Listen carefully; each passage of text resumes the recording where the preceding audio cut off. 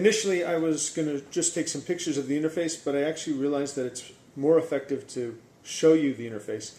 It works, but it's a little bit on the clumsy side. So let's just take a quick look. So when you start up the internet radio initially,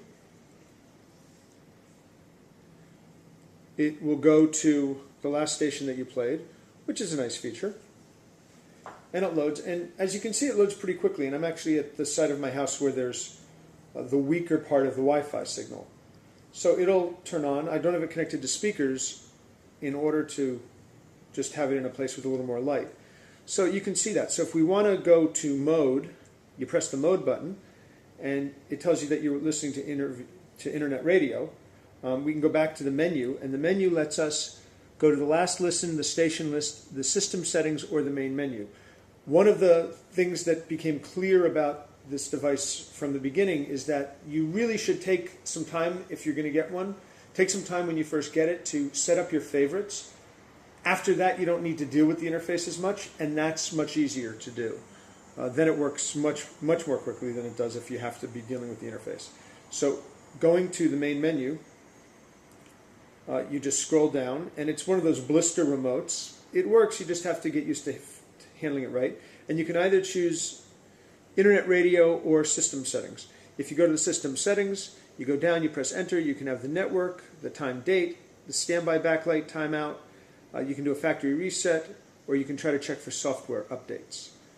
If we go back again to the main menu, again, it's not the easiest interface, and I've been using it for a while now. Go to the main menu, go to internet radio, and you have a choice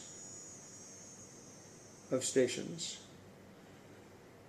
Or you can have press the info button. You see again, not so easy. So reliability is excellent, means it's going to actually stick on the station.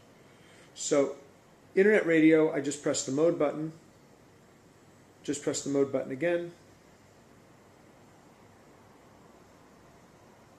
If I want to go to station list, I can go to station list. It'll load the station list. It loads pretty quickly. And here you can actually choose from stations or podcasts, which is really a nice feature. So if you go to stations and you click enter, it loads. You can do it based upon location. You can do it based upon genre. You can place it upon search for stations, popular stations, or new stations. So let's go to search, because this is where it really becomes a bit of a pain. In order to search for a station, you actually need to use the remote.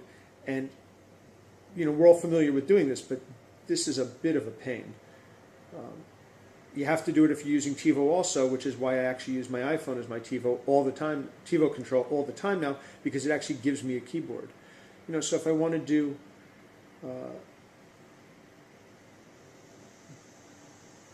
try to find Morning Becomes Eclectic, which is out of LA, actually Santa Monica, I think.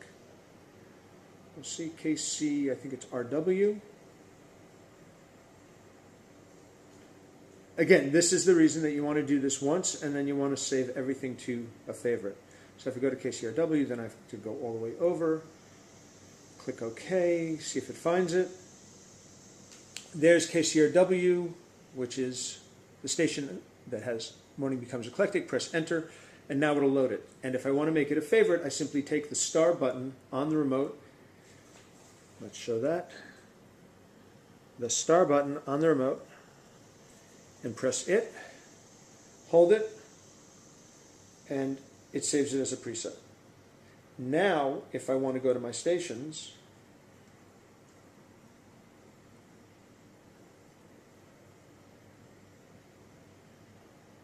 see, again, I'm not liking this interface. So it works. It's not the easiest interface I've ever seen, but if you set it up right, you only have to set it up once, and from there you can simply press the menu, go to the stations you've preset, and it works fine. So it does the job. It does the job. But again, it might be nice if the device itself had some minimal controls in case you misplace the remote, if the battery wears out, something like that. This is useless until you get a new remote.